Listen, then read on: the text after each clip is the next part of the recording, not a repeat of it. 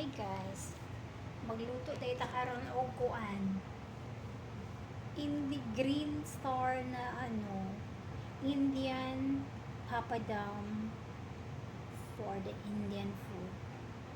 Diba guys? Ano itong butuon karon? Iprito ra ni siya guys. Sa init kaayo nga.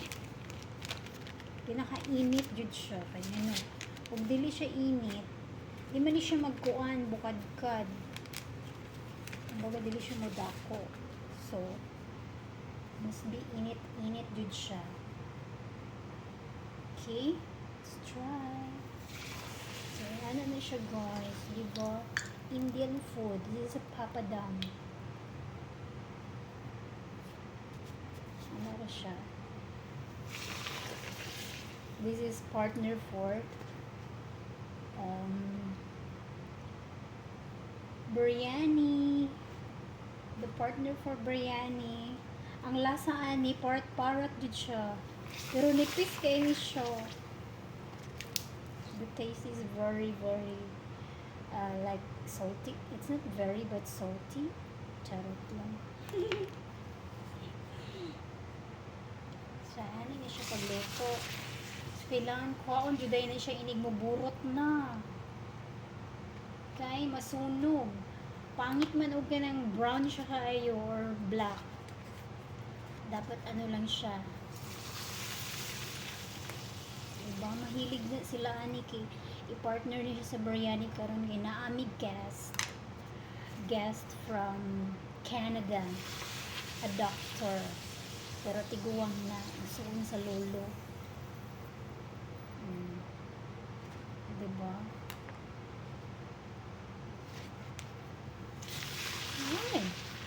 Ay, ani ra siya guys. Dali naman niya siya lutuon kay ready-made naman siya. Iprito na lang. Daghan niya siya sa tindahan diri. Pero lami baya ni isagol sa kanon.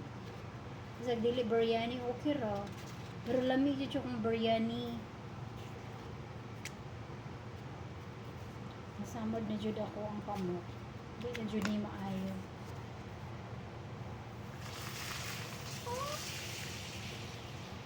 Diba? Ano rin siya kay dali. Kay masunog. Murag butiti, diba? Butchi. Butoy. Mahulog. Tapos kaya siya crispy yun na siya kung kauno ni mo. As in, super crispy. Diba? Nipis kaya ni siya nga kumaan. Papadam ang tawag nila. Papadam. Murag si Papa o si Madam.